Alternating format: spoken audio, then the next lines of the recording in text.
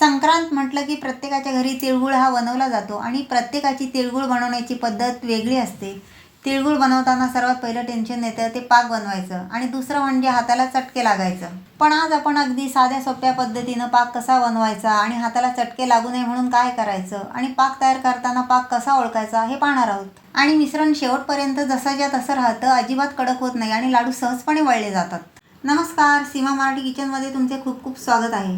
आज मी तुम्हाला मकर संक्रांतीनिमित्त सर्वात सोप्या पद्धतीनं तिळगुळाचे लाडू बनवून दाखवणार आहे. चला तर मग तिळगुळ बनवायला सुरुवात करूया. तिळगुळ बनवण्यासाठी मी काय साहित्य घेतलं आहे ते पहा. त्यासाठी मी हे घेतले पाव किलो शेंगदाणे, पाव किलो तीळ आणि पाव किलो चिक्कीचा गूळ. आणि हे जे तीळ मी घेतले आहेत ते पॉलिशचे तीळ आहेत, कारण दुसरे तीळ मला मिळाले नाहीत. तुम्हाला जर बिना पॉलिशचे तीळ भेटले तर तुम्ही ते घ्या, कारण पॉलिशच्या तिळापेक्षा बिना पॉलिशच्या तिळाची चव जरा जास्त चांगली लागते. मी तीळ, गूळ आणि शेंगदाणे सर्व समप्रमाणात घेतले आहेत. तुम्ही शेंगदाण्याचं प्रमाण तुमच्या आवडीनुसार कमी जास्त सुद्धा करू शकता. तिळगुळ बनवण्यासाठी सर्वप्रथम आपण हे शेंगदाणे खरपूस भाजून घेऊ आणि शेंगदाणे भाजताना अजिबात घाई करायची नाही, नाहीतर शेंगदाणे वरच्या बाजूने करपून आतून कच्चे राहू शकतात. हे पहा, आपले शेंगदाणे भाजून झालेले आहेत. यांना मी साल तडकेपर्यंत भाजून घेतले आहेत. आता यांना मी एका ताटात काढून घेऊन मस्त थंडगार करून घेणार आहे.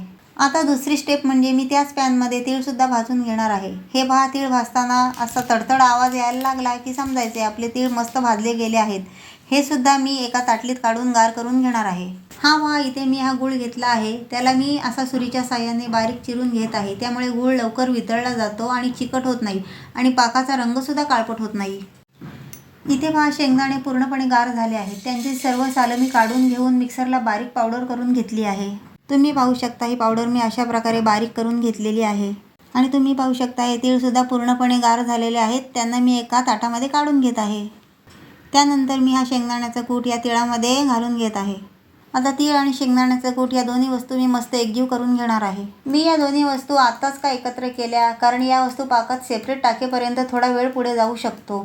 त्यामुळे पाक जास्त शिजून चिकट होऊ शकतो आणि लाडू कडक होऊ शकतात. म्हणून मी तीळ आणि शेंगदाण्याचा कूट आधीच मिक्स केलं. आता सर्वात महत्त्वाची स्टेप म्हणजे आपण पाक बनवायला घेऊया. पाक बनवण्यासाठी मी एका कढईत हा गूळ टाकला आणि त्यात 2 चमचे पाणी टाकले. पाक बनवताना मी नॉनस्टिक कढई घेतली. त्याच्यामुळे गूळ चिकटण्याची अजिबात भीती राहत नाही आणि लाडू कडक बनत नाही. हा पहा, गूळ मी कालद्याच्या साहाय्याने हलवत आहे आणि पाक बनवताना अजिबात लक्ष इकडे तिकडे करायचं नाही. आणि तिळगुळाचे लाडू बनवताना शक्यतो चिक्कीच्या गुळाचाच वापर करावा. हे पहा, पाक आपला जवळपास तयार होत आला आहे आणि सर्व गूळ वितळला आहे. आता पाक चेक करायची सर्वात सोपी पद्धत मी तुम्हाला सांगणार आहे. आता इथे मी अंगठा आणि पहिल्या बोटाच्या साहाय्याने पाक चेक करत आहे. जर अशी एक तार बनली तर समजायचं पाक तयार झाला आहे. याला एकतारी पाक म्हणतात. हे पहा, पाकाला असे बुडबुडे आले आहेत. यात मी तीळ आणि शेंगदाण्याचं मिश्रण घालत आहे आणि गॅसची फ्लेम अगदी स्लो ठेवलेली आहे. आता हे सर्व वस्तू मी पाकामध्ये एकजीव करून घेणार आहे. हे पहा, कालद्याच्या साहाय्याने मी या सर्व वस्तू एकजीव करून घेत आहे आणि नॉनस्टिक कढई वापरल्यामुळे तुम्ही पाहू शकता कढईला अजिबात चिकटलं नाही. अगदी सहजपणे सर्व मिक्स झालं आहे. चला आता हे मिश्रण गरम असतानाच लाडू बांधायला घेऊया. इथे मी हाताला थंड पाणी लावले आहे, त्यामुळे हाताला चटका बसत नाही. हे लाडू गरम असतानाच बांधायचे आणि शक्यतो मदतीला कोणीतरी घ्यायचे, म्हणजे लाडू झटपट बांधले जातात. हे असं थोडंसं मिश्रण उचलायचं आणि एका हाताने त्याचा असा गोळा करायचा आणि नंतर दोन्ही हाताच्या साहाय्याने अलगद त्याला गोल आकार द्यायचा. आणि जास्त जोर न देता जर हे लाडू वळले तर हाताला अजिबात चटका लागत नाही आणि मध्ये मध्ये हाताला असं थोडं थोडं थंड पाणी लावत राहायचं. असं केल्याने आपले लाडू झटपट बांधून तयार होतील. तुम्ही पाहू शकता अगदी शेवटपर्यंत हे मिश्रण कडक झालेलं नाही आहे आणि लाडू सहजपणे बांधले जात आहेत.